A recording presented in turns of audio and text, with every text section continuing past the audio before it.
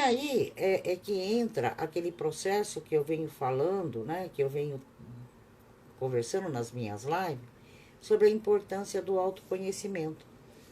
Porque quando nós nos autoconhecemos, nós conseguimos dar e demonstrar o melhor.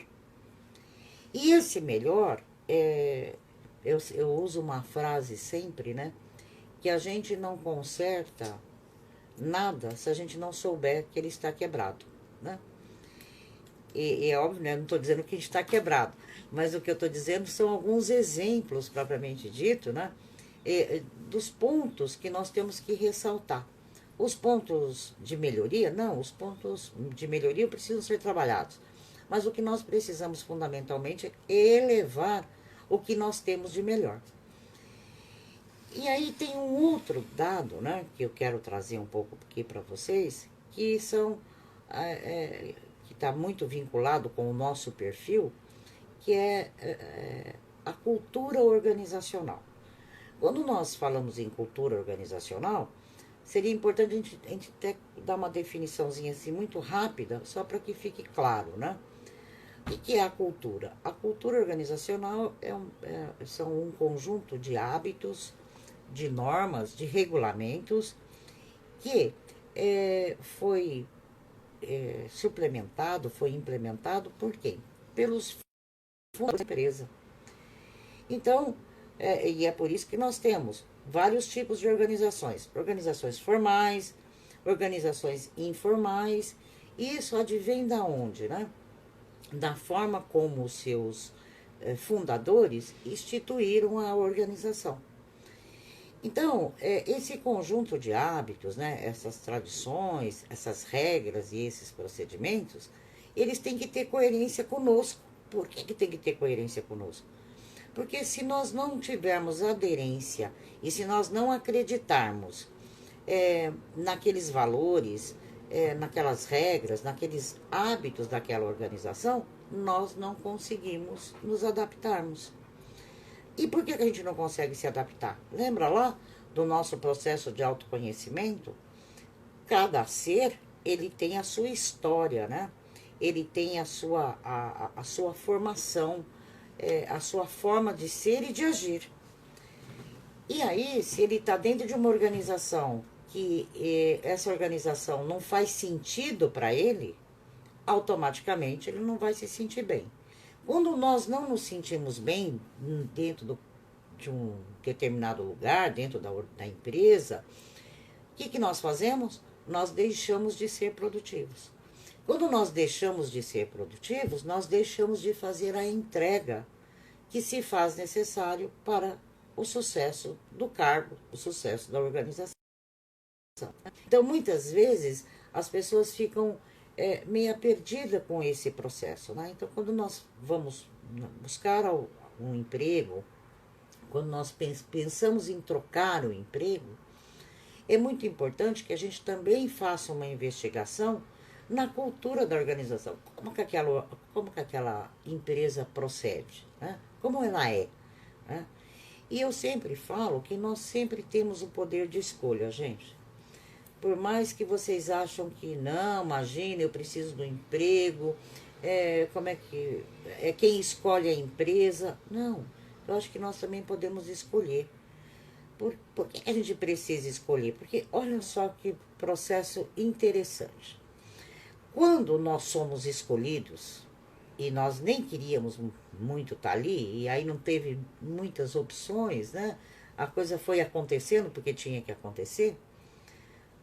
Passa um determinado tempo, a empresa provoca o nosso desligamento.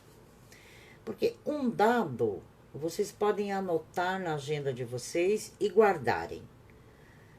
A maioria dos processos, nós somos contratados por competências técnicas, na maioria das vezes, e somos demitidos por competências comportamentais. Então, se o comportamento não está adequado, se eu não estou conseguindo fazer a entrega, automaticamente a empresa vai buscar outra pessoa.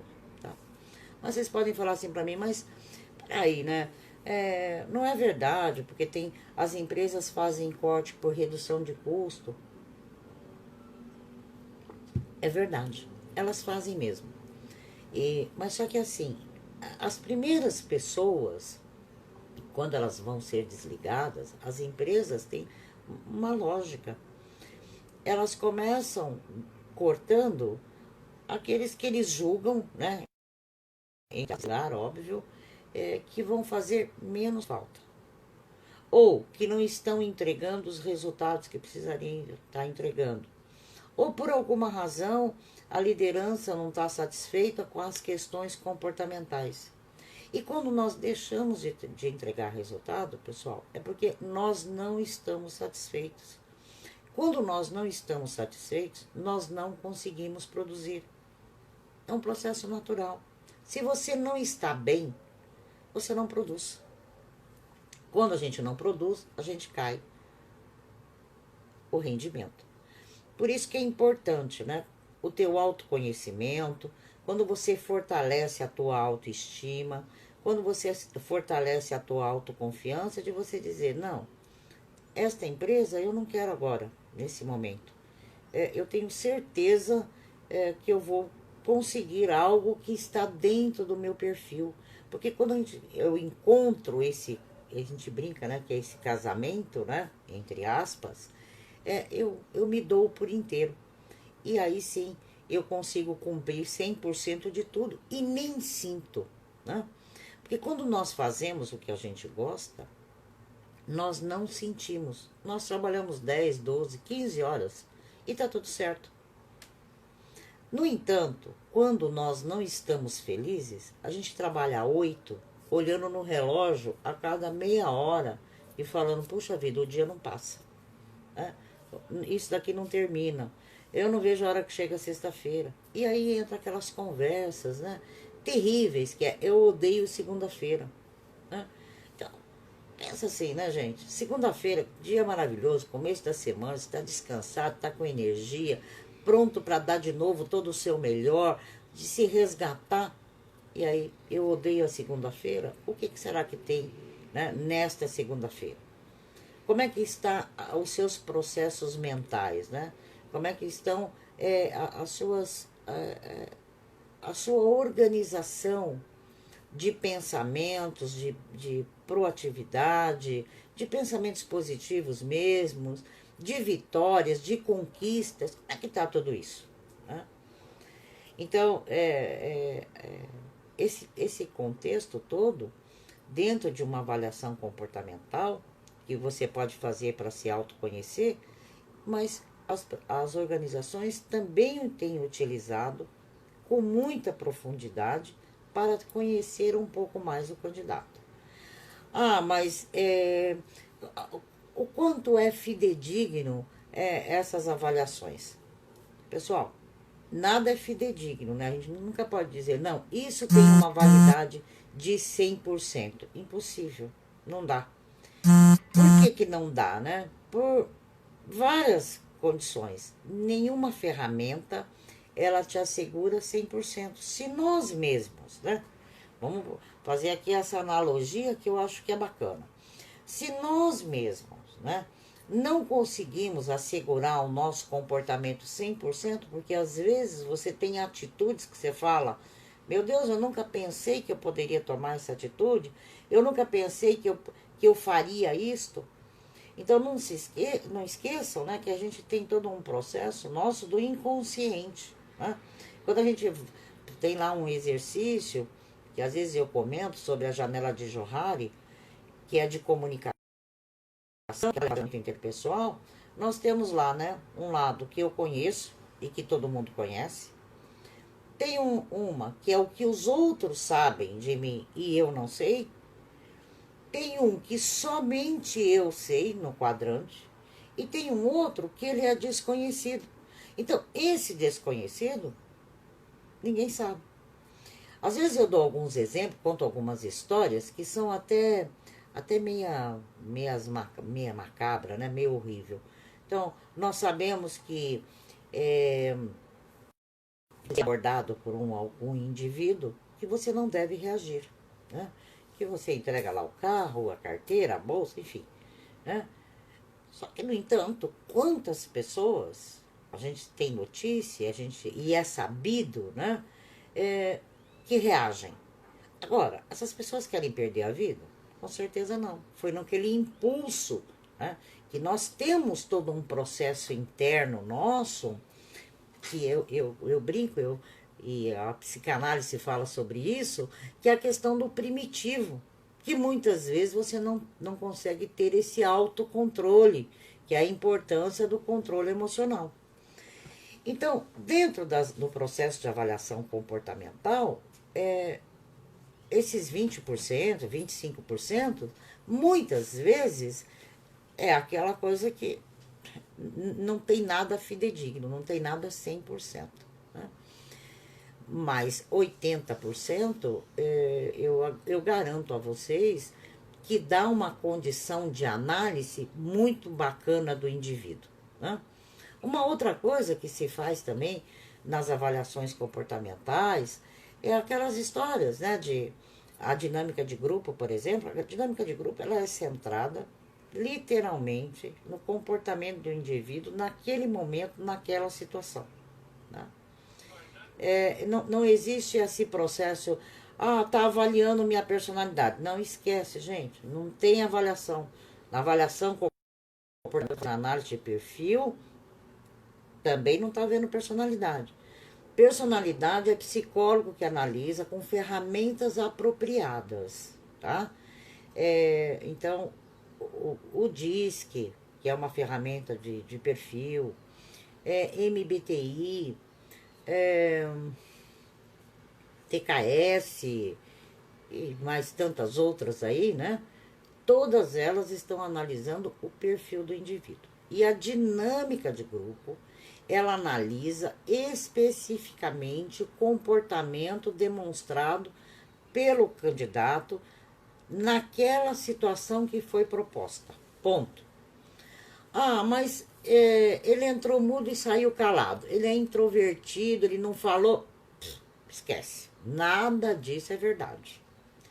Ele entrou mudo e saiu calado por outras razões. Você não pode dizer que ele é introvertido, que ele é tímido, que ele não sabe falar. Não. Naquela situação, naquele momento, o que foi apresentado, ele não demonstrou nenhuma reação. E esta não demonstração de reação pode ter N razões. Por exemplo, ele pode estar se sentindo mal. De repente ele teve algum mal-estar no meio da dinâmica. Né? Pode acontecer com qualquer ser humano. Ele pode ter tido uma noite extremamente mal dormida por algum outro tipo de problema. Ele pode estar com o emocional dele totalmente abalado por algum familiar que não esteja bem. Quer dizer, então tem N fatores que podem influenciar no comportamento do indivíduo naquela situação, naquele momento que foi proposto. Né? Então, essas coisas todas, a gente precisa ficar muito atento, né? Quando a gente vai prejulgar o comportamento de alguém. Né? Por isso que a melhor coisa não aponta o dedo, não, porque tem 4 voltado para você. Né? Então, a avaliação comportamental, ela está embasada neste aspecto, né? De identificar aquele indivíduo, né? E verificar se ele possui ou não aderência, quando as organizações fazem, para exercer aquela função. Né? E se ele vai se sair bem ou não. Quando nós falamos da avaliação comportamental, que está voltado para o autoconhecimento, é quando eu quero aprimorar meu crescimento, que eu quero ter mais domínio das minhas emoções, eu quero ter mais conhecimento de mim mesmo, quando eu quero trilhar por caminhos e, para tanto, eu quero reformular algumas coisas em mim, né? Que é o processo da mudança propriamente dito. Embora, né, esse é um dado que eu tenho observado aí ao longo do tempo, que infelizmente as pessoas procuram esse tipo de autoconhecimento quando elas estão em algum limite, né? Muito numa linha bem pesada, bem difícil propriamente dito. Por que isso, né? Porque as pessoas elas estão sempre muito preocupadas com o que está ao seu redor, com o outro, com o que eu tenho que fazer, o que eu tenho que ter, né? Elas nunca param e olham para elas mesmas 5 minutos. Gente, eu não estou falando 5 dias, nem 5 horas, nada. Eu estou falando em 5 minutos para eu parar e olhar para dentro de mim e perguntar o que é que está acontecendo comigo. Tá? Uma outra coisa, você se permitir algumas coisas. Tem dia, pessoal, que você tá com um saco cheio mesmo, desculpa o termo, mas é aquele saco cheio, é aquela coisa que você está extremamente irritada, é aquele processo que você, puxa vida, né? Queria dar e sumir do ar. Só se permita sentir isso. Se permita a ter este processo. Sabe por quê? Você é um ser humano. E não é todos os dias que você está bem. Não é todos os dias que você está disposto a enxergar um mundo rosa. Tem dia que a gente não pode ficar todos os dias nele. Mas você tem uma hora que você tem que parar. E nesses momentos de que você não está bem, nesse momento que você está triste, está insatisfeito, para. Pensa, o que é que está gerando essa insatisfação? O que é que está gerando a tristeza? O que é que está gerando essa irritação? O que é que está te incomodando? Né? Então, esse processo, quando a gente olha para dentro de nós mesmos, a gente precisa aprender a identificar e perceber os sinais. Ah, eu posso trabalhar isso antes? Lógico. Quando você está constantemente atento a você mesmo, 5 minutos por dia, né? Eu paro e falo, poxa, o que é que eu fiz de melhor para mim? Não é para o outro. Para mim. Né? O quanto nesses 5 minutos eu parei para pensar, quantas vezes eu nesse dia de 18 horas, às vezes de 12, de 13, de 14 horas, você fez alguma coisa que realmente você se sentiu o máximo. Tá? Nós precisamos ter isso. Ah, eu não estou conseguindo. Consegue sim. Vai lá, faz uma reflexão. Vai lá, pensa 5 minutos na sua respiração. Olha para dentro de você. Né? Idealiza, replaneja o teu processo, que eventualmente, se não tiver muito claro naquele momento, você dá uma revisionada nele, né, que a gente chama, né, dá uma repaginada no processo. Né? Isso tudo, gente, faz com que a gente nos torne melhor. Todos os dias a gente pode mudar algo em nós para melhor. Né? Basta o quê? Que a gente acredite, basta que a gente consiga perceber, porque às vezes a gente está numa velocidade tão louca, né? Correndo com as coisas, pensando, indo e vindo, que você acaba, isso passa. Então, isso passa hoje, isso passa amanhã, isso passa depois, de repente. Vem um monstro, vem uma coisa muito maior, que aí você perde o domínio sobre ela. Então, a gente para, né, durante 5 minutos e dá uma olhada geral, né, e pensa em você, o que é que você pode fazer por você mesmo, as coisas vão caminhando de uma forma sequencial, de uma coisa, não deixando que o processo tome volume. Né? Aliás, eu vi uma frase, que foi até aqui no Insta, que diz assim, que a realidade é menos crítica do que a nossa imaginação. Então, isso é um processo que a gente tem que parar para pensar. Então, a nossa mente, né, o nosso cérebro, ele tem o dom, se nós não tomarmos cuidado, que de um processo desse tamanhozinho, torna-se deste tamanho, né? Então, esses cuidados a gente precisa ter, né? Nós temos um processo de fantasiar as situações de forma absurda. Você olha para o outro e você adivinha, literalmente, o que ele pensa, o que ele acha, como é que ele está, né? Ele nem abriu a boca. Porque para você realmente saber de algo, as pessoas precisam externar a você. Elas precisam verbalizar a você, né?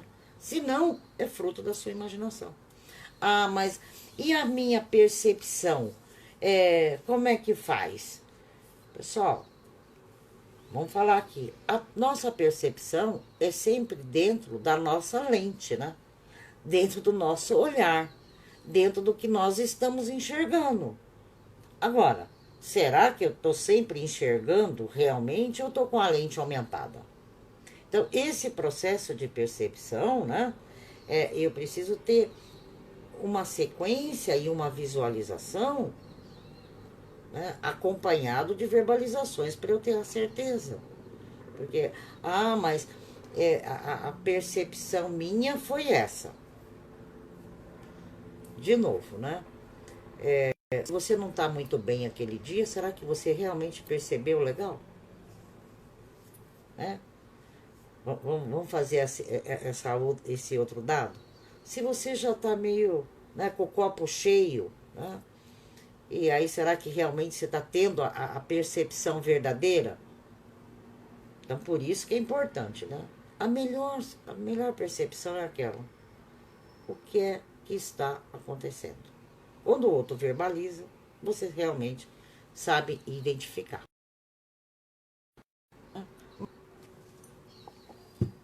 Eu tenho observado, né? Principalmente nesse momento que nós estamos vivendo, que eu confesso para vocês que não tá fácil para ninguém, né, pessoal? A pandemia, você dentro de casa, você tendo que lidar com situações que muitas vezes nem era muito a tua vontade de lidar, mas que agora, até por uma convivência, né? Olha que louco, né? Tá todo mundo no mesmo quadrado, né? Os filhos dentro de casa fazendo lição, o marido dentro de casa, uma série de coisas, né? E aí, todo mundo dentro desse quadrado, todo mundo convivendo e todo mundo fazendo a análise comportamental, né, pessoal? Já pararam para pensar nisso? Por quê? Porque algumas coisas que, teoricamente, você nem dava tanta importância, de repente você começou a observar. Você começou a fazer uma outra análise.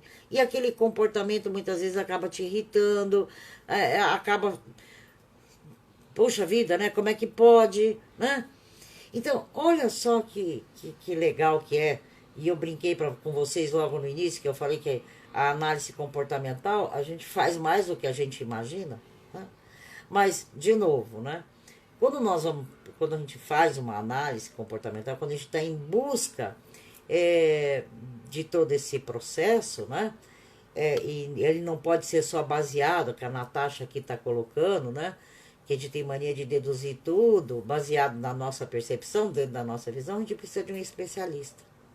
A gente precisa de alguém que nos dê feedback, de alguém que realmente entenda, né? Alguém que realmente esteja conosco. Para quê? Para que ele possa nos dizer e apontar, né, com base em dados, com base de conhecimento propriamente dito, aonde é que nós podemos criar o nosso caminho do crescimento, né? Um outro dado, né, que eu queria estar resgatando aqui com vocês e comentando ainda um pouquinho dessa análise comportamental que todo mundo faz de todo mundo, né? Que, por estar vivendo muito mais tempo, essa convivência de 24 horas, literalmente, né? O quanto que às vezes nós também tiramos por nós e queremos que o outro seja igual, né? Então, o processo do autoconhecimento, né?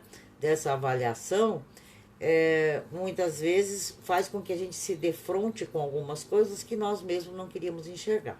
A Vânia até está dizendo aqui, né, que ela está até rindo aqui, que o confinamento trouxe verdades, sem dúvida nenhuma. O confinamento trouxe à tona algumas situações para as pessoas reverem, né? E começando por elas mesmas. Então, esses processos aí, como é que eu faço para eu descobrir se eu estou ansioso ou não, né? Como é que eu faço? De novo, né? Esse processo nosso de autoconhecimento, de saber lidar com as nossas emoções, né? Porque a ansiedade nada mais é do que uma emoção, né, pessoal? E existem algumas emoções, dentre elas especificamente a ansiedade, que é altamente normal você ter e sentir, né? O que você precisa estar atento é com que frequência que ela tem permanecido em você, né? Esse é o cuidado. Mas estar ansioso porque vai fazer uma entrevista, estar ansioso porque foi promovido para uma situação nova e você não sabe direito o que você vai encontrar, com certeza. Agora, ela não pode ficar o resto da vida com você, né? Então, quando a gente vai viajar, né? Criança tem um processo interessante, que quando vai sair de férias, que vai viajar, nem dorme de noite, né? Hoje em dia as crianças são menos, mas eu lá, quando eu era criança, que a gente viajava, que nem era com tanta frequência, então era uma coisa... Ninguém dormia, de tão eufórico, de tanta coisa, de tanto esperar, né, por aquele momento. Então, essa ansiedade, a hora que você chega no local, ela diminui, você está explorando, você está, né? Quando a gente vai fazer uma viagem para dentro de nós mesmos, nós também temos um processo de ansiedade para descobrir, né, para aprimorar, para entender, né? Então, essa viagem que a gente faz para dentro de nós mesmos, né, e que a gente pode falar de uma avaliação comportamental, ela também gera ansiedade. Porque tem muitas coisas que nós temos consciência, mas tem outras que ainda está no nosso lado oculto, né? Então, esse processo todo nos leva ao que eu tenho falado, né? A um processo de crescimento. Então, quando a gente sabe das emoções, quando a gente sabe das nossas dificuldades, fica muito mais fácil para eu lidar com as situações.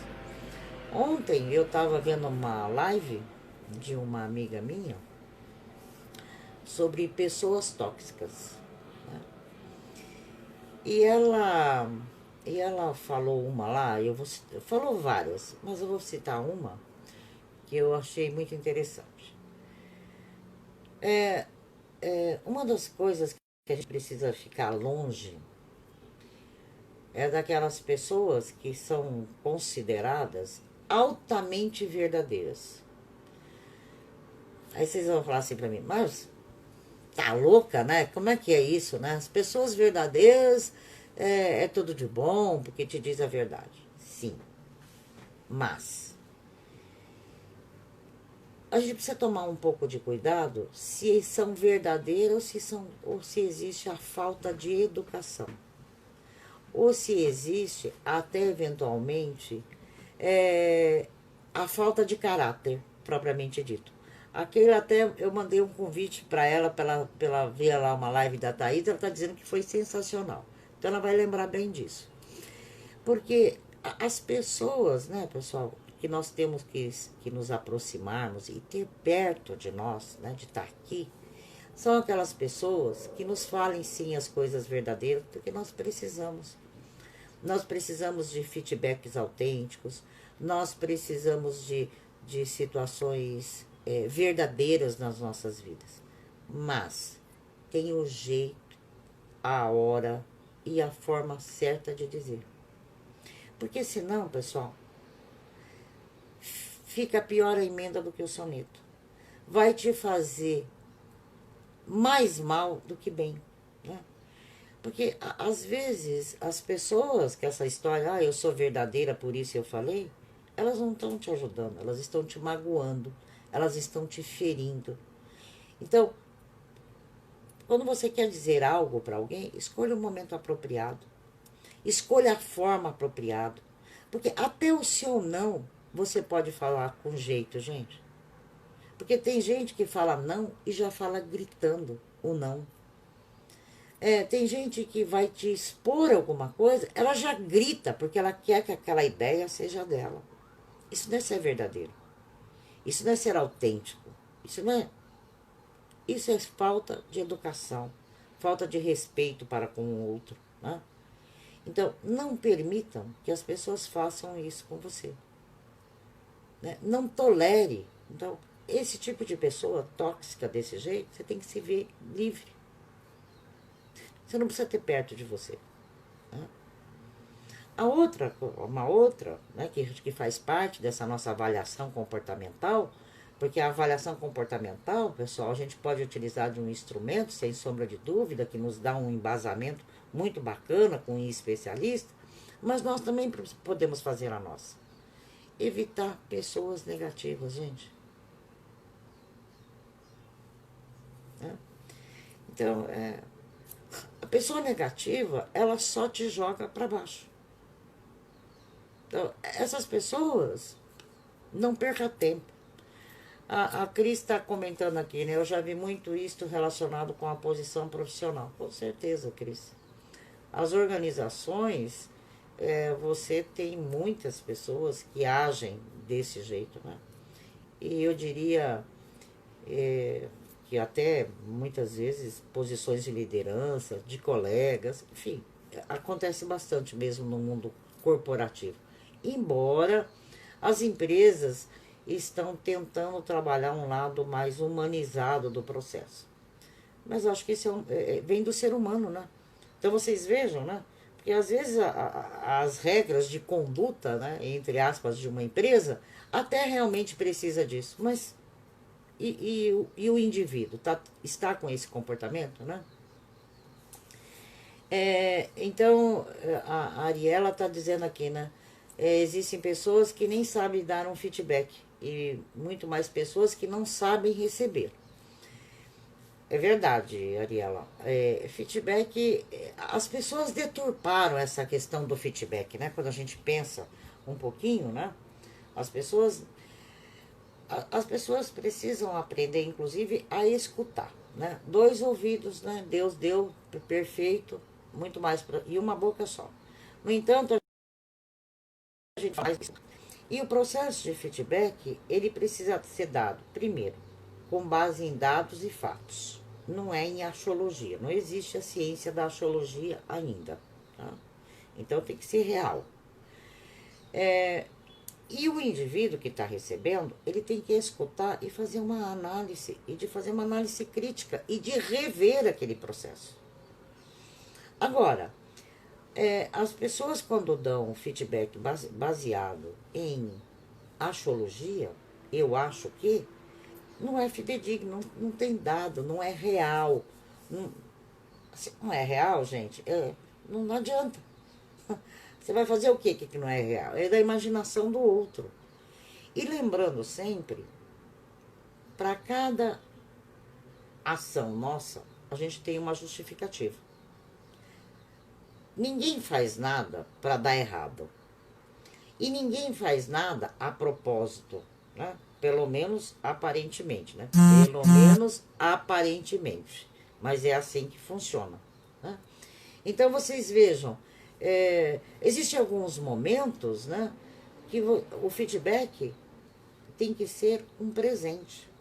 Agora, se o outro deu gritando, se o outro não te deu dados concretos, se ele foi inclusive agressivo na forma da colocação, vocês acham que alguém leva isso para a sua vida de uma forma positiva? Não, né, pessoal? Agora, se é um babaca, não sabe de nada, nem entende nada, nem me conhece, como é que quer dizer alguma coisa? Né? Então, aí é que tá. Então, as coisas precisam ter seriedade. Eu brinco sempre, né? Na minha época de executiva, quando a gente tinha lá os famosos avaliações de desempenho, né?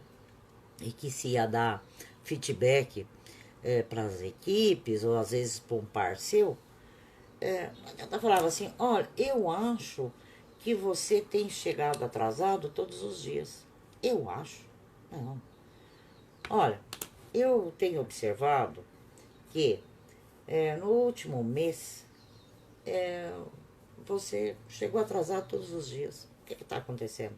Gente, sabe a assinatura do ponto, o ponto eletrônico, seja lá o que for? Isso é dado. Isso é coerência. Então você está dando feedback em cima do que é real. Olha, no último projeto que nós participamos, nós tivemos 10 reuniões e você praticamente não falou nada em nenhuma delas. O que está acontecendo? Então, esse processo todo, né, é dado. Então, o indivíduo vai falar, poxa vida, é isso mesmo. Né?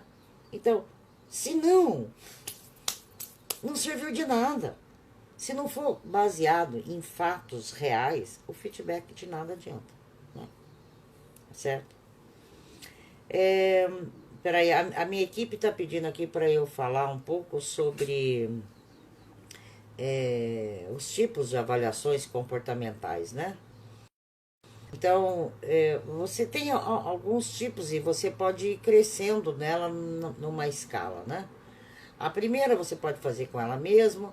A segunda você pode utilizar o FOFA, que é aquele que é igual a análise SWOT dentro da empresa, que você faz lá seus pontos fortes, as suas fraquezas, as suas oportunidades, as suas ameaças, né? Eu acho que essa é uma boa ferramenta, é uma boa avaliação comportamental para entrar, para começar a pensar, né? Então divide lá uma folha de sulfite simplesinha em 4 pontos, né? Minhas forças, minhas fraquezas, minhas ameaças, as minhas oportunidades, né? Eu tenho um processo, né, pessoal, que eu sempre falo com os meus alunos o seguinte. Eu acho que, inclusive, deve ter aqui ex-alunos, ou que foram agora meus alunos. Tem uma aqui, a Bruna, elas acho que vão lembrar disso. Eu sempre brincava assim, né? Eu sempre puxava, pessoal, vocês têm que estudar, vocês têm que se interessar, têm que saber mais, têm que buscar mais. Porque na média, pessoal, tem muita gente para concorrência. Né? É muita gente para você competir. Então, quando você se distancia, né, que você trabalhou aí nas suas avaliações, quando você trabalhou aí no seu autoconhecimento, nas suas avaliações comportamentais, que você aperfeiçoou as suas competências, você está na frente, gente. Você está na frente, você já deixou para trás, né? Porque quando a gente faz lá a FOFA, né, que é nossas forças, oportunidades, ameaças e fraquezas, você vai ver a ameaça dos concorrentes. Tem muita gente. É muita gente. Então, quando você sai, né, num contexto diferenciado, que você saiu um pouco mais da frente, olha quanta gente você já deixou para trás. Né? E deixou para trás por quê? Porque você se dedicou mais, porque você buscou mais, porque você se identificou mais. Né? Você trabalhou mais. Né? Então, eu acho que esse é um processo, né, pessoal, que a gente não pode perder de vista.